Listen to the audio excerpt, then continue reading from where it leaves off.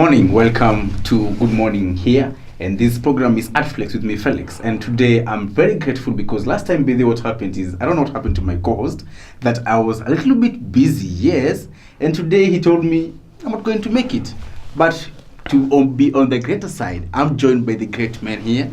We have Mr. Umar. How are you? Fine, thank you. How are you? I'm good. Welcome to ArtFlakes once again. Thank you and for Mr. having Abubakar. me.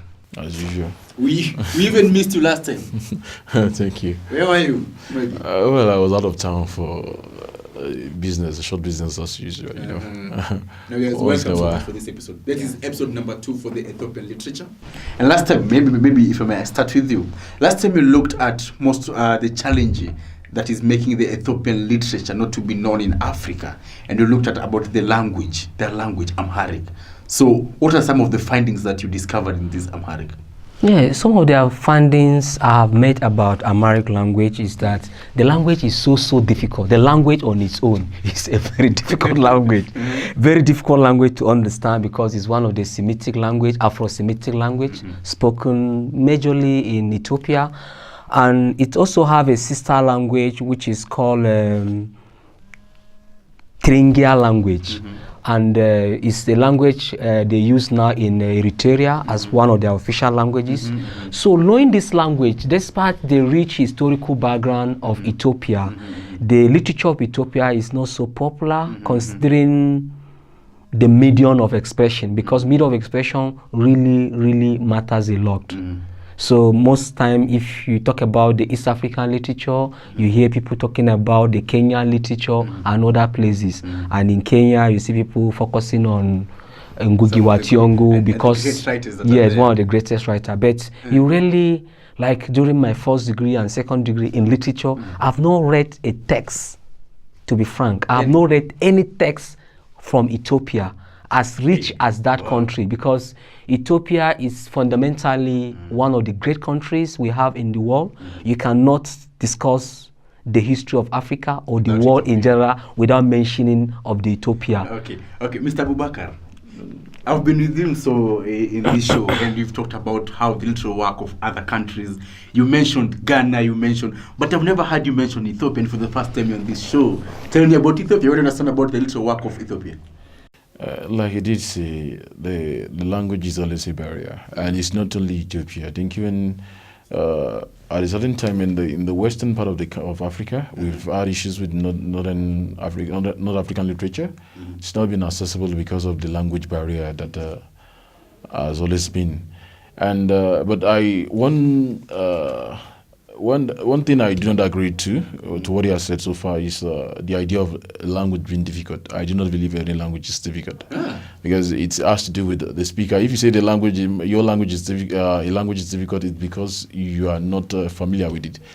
Those who speak it or who are born with it think that it is the most simplest to them. Because they're born in it. But apart from the aspect of speaking, another thing has to do with the orthography of the language.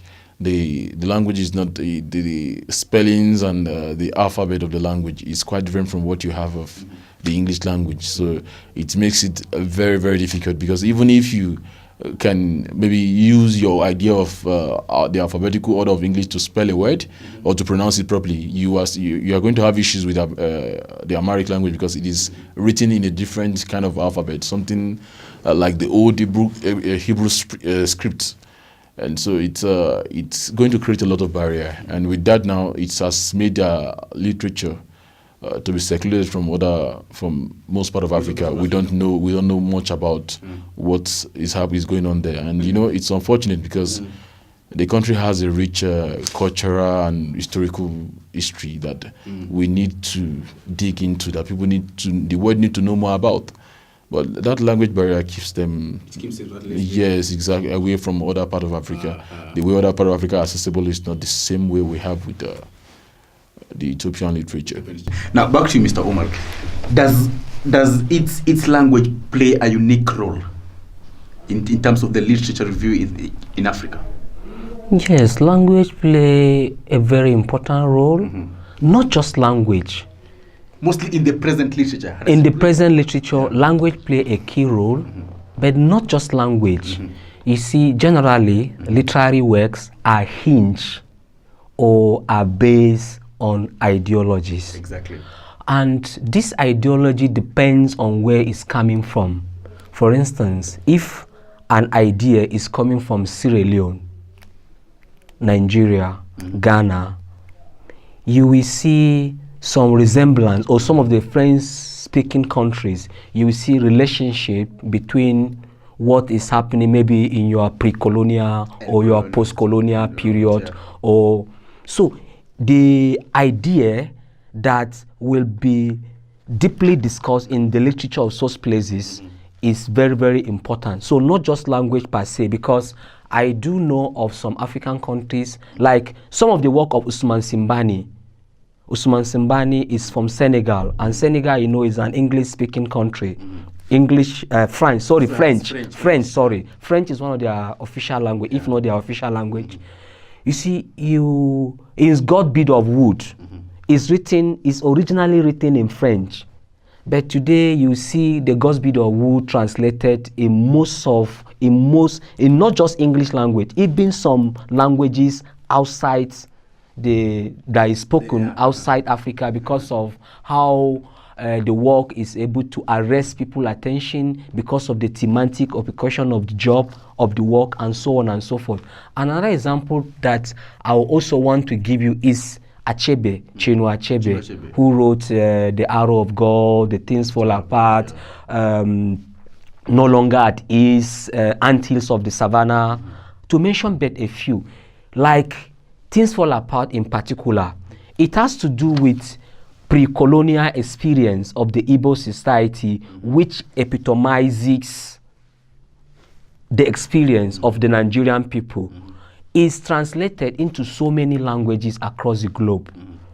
Some time ago, Professor David K., who taught me during my MA in Benue State University, he said he's aware that Things Fall Apart has been translated into more than 20 languages across the world. 56 languages. 56 languages, right? 56 languages, yes, 56 languages across the globe. So the theme, the idea, it mostly, it's the way it is received. Yes, so people want to read about yes, it. yes. Maybe to ask you, the emergence of Emperor Haile Selassie, did it affect the literature of this country in Ethiopia, Mr. Abubakar? The presence of Emperor Selassie? Yeah, Selassie. Yeah, I think it has an effect because, having been an emperor, I learned that he was deposed. The man, from what I know of him, of a personal history of him, is somebody I respect so much because of the strides he was able to achieve, especially during the Second World War, when Mussolini wanted to take over Ethiopia, and he was out of Ethiopia campaigning against Italian takeover of Ethiopia. With that now, and he inspired the movement, and the Rastafarian, the movement, that movement emerged from him. They saw him as a second Jesus that had come to the world, and in fact, they do worship him till today. They still do that. They worship him till today. So, with such a person, the aura he gives, the kind of presence is the aura which his presence gives to you. You cannot fail to be in awe whenever you see his picture, you see him as a person.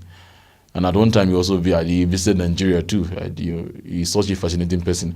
But, with time, he became, he became much of a dictator. And it's normal with people who perpetuate themselves in power for long. But his own is more of, at the time he was on throne, it was a monarchy system they were running, and he was entitled to the throne, being something of that passed from one family, from his generation to another generation of his family. So it was more like to him a right, but he was trampling on the people, and he forgot that ultimate power belongs to the people, not to one single man. And if you look at 1931, those constitution that was written. You see, one thing I would like to say about Haile Selassie is this. If you look at Ethiopia, historically, it's been ruled by dynasty. We have like the Azom, the Zagwa, among other dynasties who have ruled Ethiopia. So, experience has not been, the people of Ethiopia, their experience is what I often describe as a bleak experience. It is experience that most part of African countries will not appreciate. It's an experience that is similar to what we have in Nigeria. If you read the works of Ben Okri, using the Abiku syndrome, how he analyzed and extray, make a ridicule or satiric presentation of the Nigeria experience in that great work of literature. So, coming back to Ethiopia now, when you see Ethiopia, the coming of Haile Selassie in particular, which you ask, have ignited or has rekindled hope in the life of the Ethiopian people. Yeah. For instance, Haile Selassie brought about the abolition of slavery. He also he worked his way, and Ethiopia became member of the League of Nations. Yes, I'll talk about the constitution. Yeah. This is the last thing. Then he also enacted a written constitution in 1931. Exactly. But along the line, he became so popular. He was celebrated. But his feudo-capitalist system, which he uses to subtly suppress the people, and he started seeing himself as a demigod, and that led to the military junta, and the military took over from him. Around 17 years or how many years? Yeah? The military, they took over for many years? They ruled for 17 years. They ruled for 17 years. When they took over from him, they ruled for 17 years. And the Dutch regime, which they commonly name, they call the military regime at that time. Yeah. So when it became unpopular, people now start protesting against the government. And because of that incident, about 55,000 Jewish-speaking Ethiopian immigrated to the West. But their experience is largely slavery. Yeah, of course. It's largely slavery, because even when they are working out there, it's like they are still in Ethiopia. So this experience is enigma, is something that is beyond human understanding, because it is expected that whenever you put in results, whenever you put in action, positive action, you should expect result. But when somebody, which is supposed to be in a normal setting, but when somebody is putting in input, when there's input and there's no result, you begin to ask, maybe there's some magical spell or something. Okay. I don't know. We have really dig deep. I think it's the similar experience with what happened with the European society. At the point, the European society, that is the British society, felt they were tired of King Charles, and they wanted him deposed. And that was when Oliver Cromwell came in. So when he came in and brought in a Puritan system of government, whereby there was no merriment, there was no fecundity. The people became frustrated and tired. He ruled for some years, and his son took over, but it was a dull life, and the British people were not used to such a dull life. So at the end of the day, after the death of his son, they had to call back the younger Charles, who ran to France to stay with King Louis. And he came back, and that was the period that the English people call the Restoration period.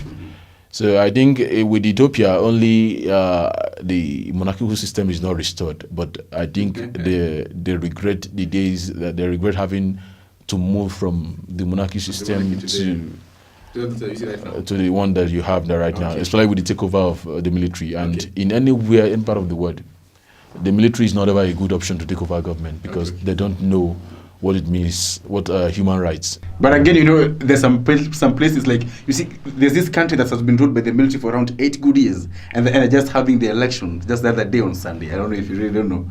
And people are saying, even if it was ruling, sometimes they felt like some rights, they are so good, because there's some people, when they get to government, when there's no freedom of right, when there is no freedom in this thing, there are certain rights have been denied. Then nobody, no matter how good it is, a bird in a cage, and no matter how well fed it is, doesn't feel happy. You can see jumping, singing, but then so far it's in that cage, it's not happy, because he's not living a free life. Okay, thank you. Now I know people have understood really what happened to Emperor Selassie and all that. But let's now dig into the literature now. The literature review. There's this person known as Maaza Megsitse, who wrote Beneath the Lion's Gaze. What do you say about this?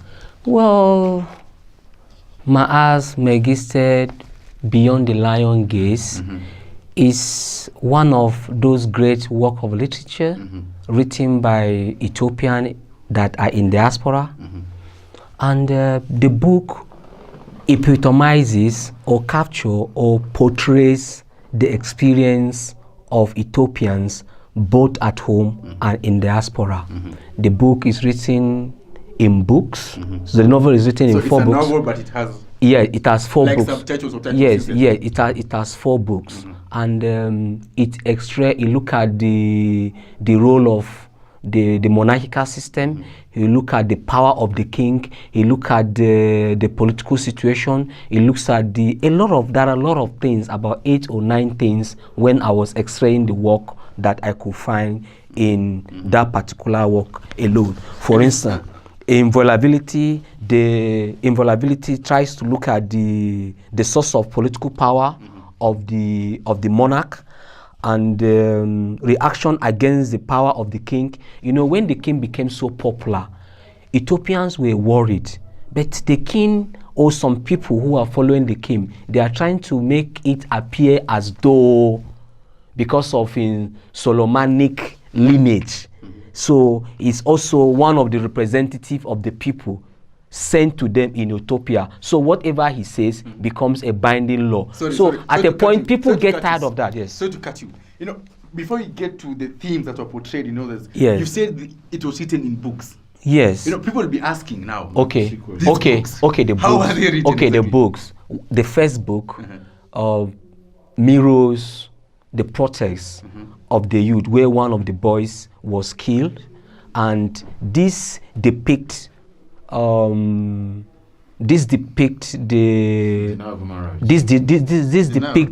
denial of human rights. It also portrays how the government of the day, as at the time, was not able to do what is due to do right. So then the second, that's the first book, yeah. Then the second book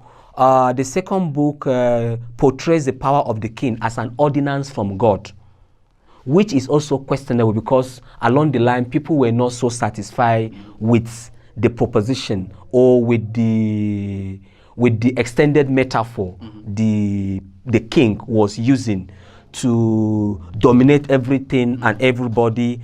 And the last 2 books dwells on the satirical representation of the Dutch and the Marxist ideology, which was seen in the last days of Haile Selassie. So what is this Marxist? Because there's somebody who's like, what is this Marxist ideology? Yes, Marxist ideology is ideology that is synonymous with capitalism, where people don't believe in the socialist system, they will not have to believe in the capitalist system. No, so I think you're not getting it there. I think the Marxist ideology doesn't have to do, it's synonymous with communism and socialism, because it has to do with a system whereby all system of production are controlled by the government, and the people, everything, even down to the housing and whatever, is controlled by the government, and everything, the government is in charge of distribution and whatever comes to the people, not one person owning the government. It's antagonistic to capitalism, actually, because the capitalism has to do with a man or a group of people owning business and controlling the means of production. But in the Marxist system, it has to do with it's more like communist system, because it was developed by Karl Marx. That's why we call it Marxism. And China is still practicing that system of government today. It was practiced in the Soviet. Yes, China is still practicing that system of government, a communist system of government, and so far it has worked out well for them.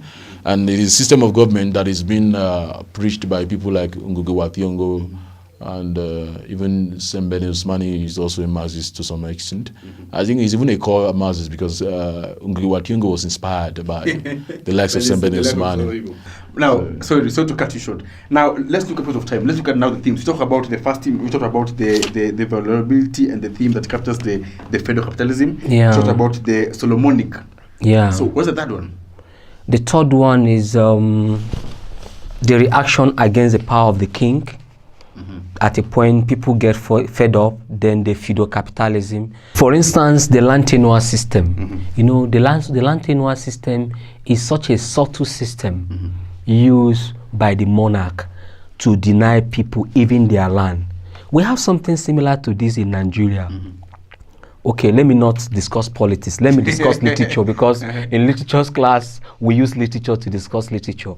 When you look at Shoyinka Kongi's harvest, you see a theme similar to this in that work. When you look at Helon's Abila Waiting for an Angel, that epitomized or capture a particular period or regime, during the military in particular, you see the traces of this denial of policies. Then the denial of democracy is what you can see all over in Nigeria literature.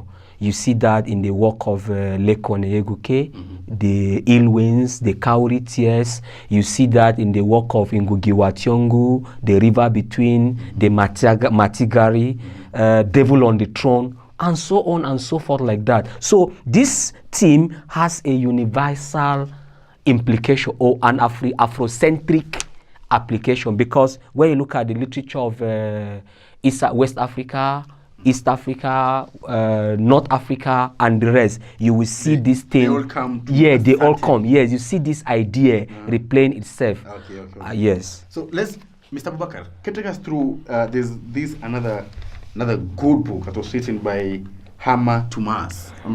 Yeah. Hama Tuma. Okay, Give Me a Dog's Life. Give Me a Dog's Life.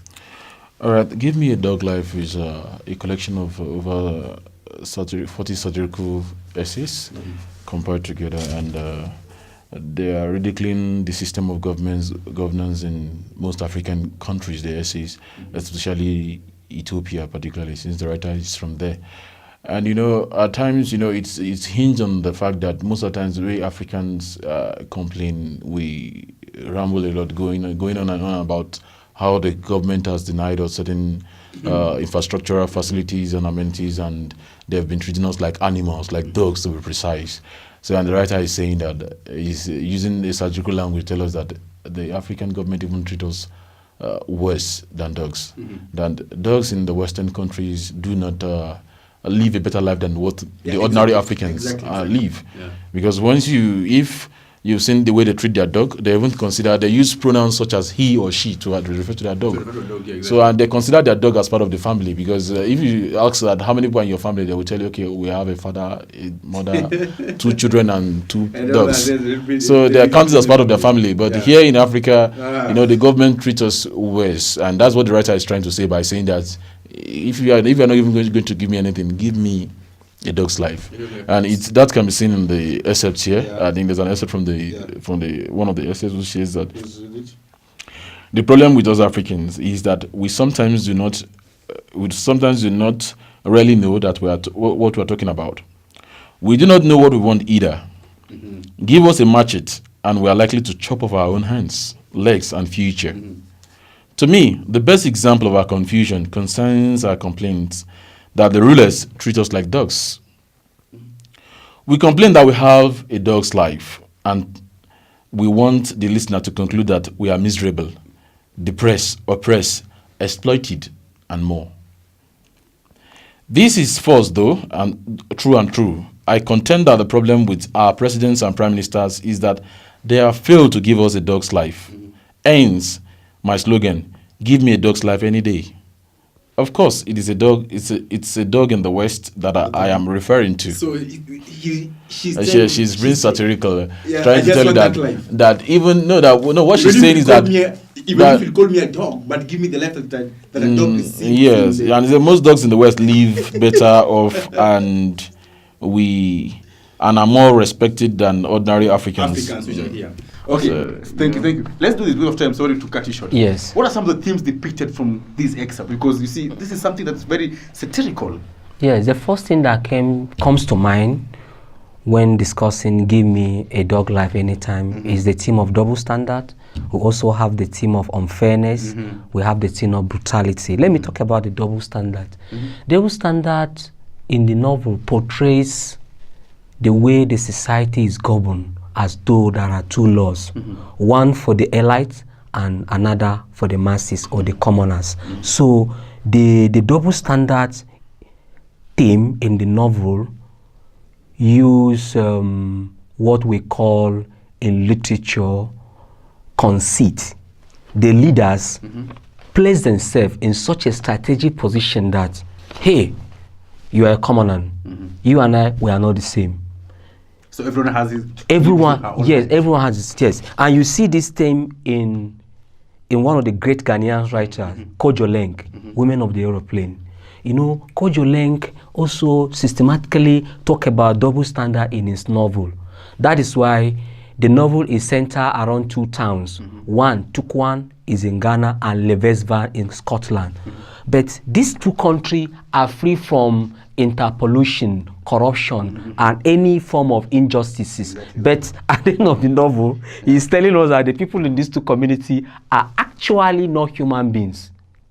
Well, that should, then brutality and selfishness. You see, it's just like what we have in Helon Zabila's work, which I've mentioned before. It's just like what we have in Ben Okrin, Dangerous Love, because it center or it capture pre-independent society and post-Nigerian, post-independent society of Nigeria, the military junta, part of the civil war, what led to the civil war, so all these are elements of brutality and selfishness. Yes. It's fully in Ethiopia. And also I've realized there's this theme of black against black. You know, these things is everywhere. Mr. Abubakar, to get back to you, the blacks against black, how does it being portrayed in Ethiopia?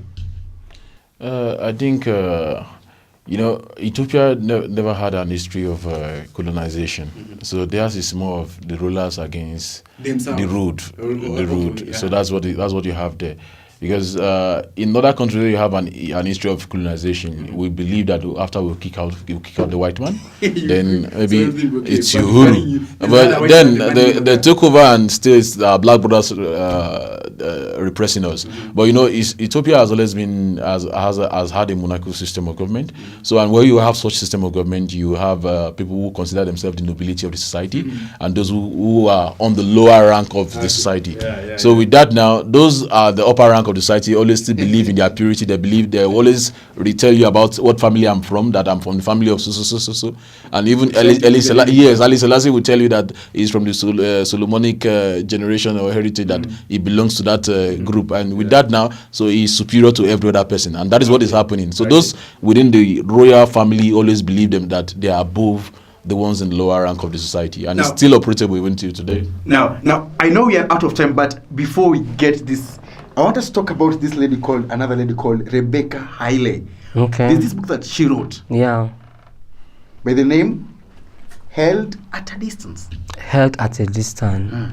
You see, Held at a Distance is weaved around her childhood experience, because at a point her father, Getcho Haile, was one of the great intellectuals that was lecturing at the University of Ethiopia, the head of that department, head of Ethiopian languages and literature. So most of the narrative is weaved around her as an influential intellectual during the era of Haile Selassie.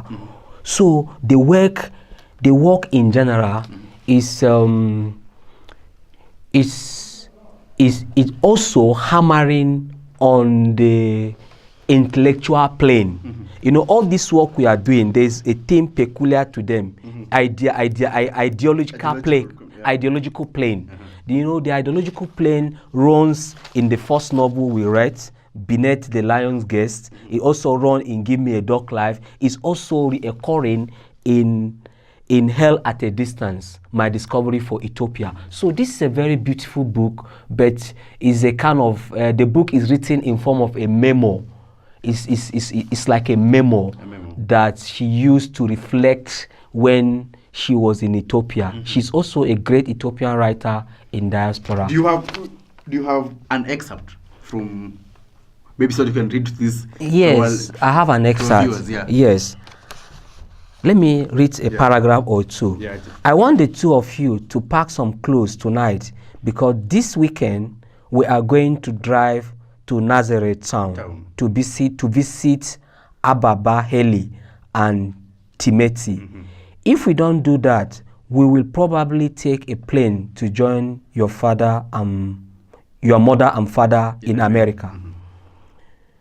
With those casual words, my aunt Mimi tried to prepare my sister Sosina and me to leave Ethiopia.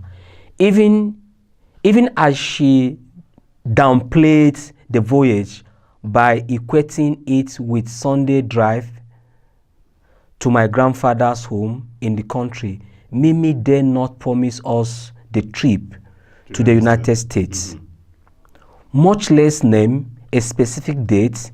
These were unpredictable days in Ethiopia days when people who disagreed with the regime did not know whether they would see the sun rise the following morning, days when my uncle Teddy's swore you could not trust your own shadow. You see, let me stop here. You could not trust your own shadow. It means they are living in a state of fear. Just like what we find in Mahmoud Darwish poet, a great Palestinian poet, though in diaspora, who spent larger part of his life in Egypt. We find this kind of fear, you know, and we also see that in the work of this a great South African poet, Emi Meshale, Nightfall in Soweto. We also see the kind of story, you know, this idea is also linked to John Pepe Clark, Night Train. You see, all these are works of literature that portray injustice, corruption, double standard, unfairness, extrajudicial killing, and what have you, even Africa, and we can see some of the traces of this thing even in outside the Asia of Africa. For instance, when you read the Caribbean literature, when you look at the work of Edgar Metiohoza, My Bones and My Flesh, you know, the same the Caribbean literature is synonymous or is deeply related with African literature in so many ways, especially the West African literature, because of our colonial experience, whether as a French colony or British colony. Okay, thank you. Sorry to cut you. Now, having these, like, you tell me the day to come, but you haven't specified, even you haven't told me where to come. And then there's this word that I'm using, we are going to Nazareth. There are two themes that I'm seeing here. Mr. Abubakar. All right, you know what I see here in this thing here is that the people who are afraid, and you are even afraid to give hope to the young ones, because you see that anything may happen at any moment in time. So promising them that there is something for them in the future, that they are going to travel to America, but she dares not mention a date and a time where they will be going. It means that she's afraid that the hope that it may happen or manifests is not even there in the first instance. I'm just talking not in the actual sense, because she wants to give them hope, but she doesn't know how to tie hope down, because even herself, in her own voice, in her tone, we can see the hopelessness in it. What about the theme of religion? Yes, two themes play fundamental roles in this novel. The first one is the theme of language, and the theme of language in our work is synonymous with the negritude philosophy. You know, African scholars have invested a lot of their time discussing English language, developing English language, abandoning their mother tongue. So the theme of language in Held at a Distance is trying to challenge why and when will the English people learn Amharic language, which is her language, despite her rich command of the language, but she's still not satisfied that everything has to be done in English language. Why not her mother tongue, Amharic language? So she asked that question. Then the religion, though despite her religious insensitivity, she was still able to recognize the role played by the English Orthodox Church, which has helped in developing Ethiopian civilization. It has helped in developing the Ethiopian culture, and so on and so forth. So these two things, I think, are the principal or two major themes that you could see in that work. Thank you guys. I'm very grateful for having you guys here. Very, very grateful, because we've really, and you've shown me that, you know, yes, I'm a scholar. I like reading books and all these novels, but there's some things that you've shown me that I was like, okay, I didn't understand this. And I know each and every viewer with us there is like, by the way, I need to come to that show and also be educated. I'm very grateful, guys. Thank you. Mr. Abubakar, Mr. Umar, I'm very grateful. Thank you. Now, to be very sincere, yeah, the next literary review, Which one do you suggest we go? We go to Ethiopia. We go to Djibouti. Djibouti? And you, Mr. Abubakar? I think I would also want to try Djibouti out and see. Djibouti? Yes. Why Djibouti? Are we on air? Why Djibouti? Yes. Well, Djibouti because I think it's one of the countries that are actually ringing bell in East Africa. For me, if we have our way, I think we should discuss all the 20 countries in East Africa. Yeah. And for me, I would rather say that apart from Kenyan, Uganda, and some other minor East African countries, we've not heard much about literature from other parts of East Africa. And the aim is to let people know that there is something also going on in other parts of the world places, too. which is That is why we are landing at Djibouti the next time. Yeah. So, ladies and gentlemen, that's the view here. Like, we all have it, Djibouti. Maybe you're going there. But also, I want to ask you if there's a literary review, like literature has been written down, it's very famous. You want us to review it with these great people over here. Please send us your request. You have our email address down here. We have our Facebook account. You can inbox us and we'll be there for you, right? And that's all you have here from ArtFlakes. My name is Felix, Aloice, Rajwai. Until next time, thank you.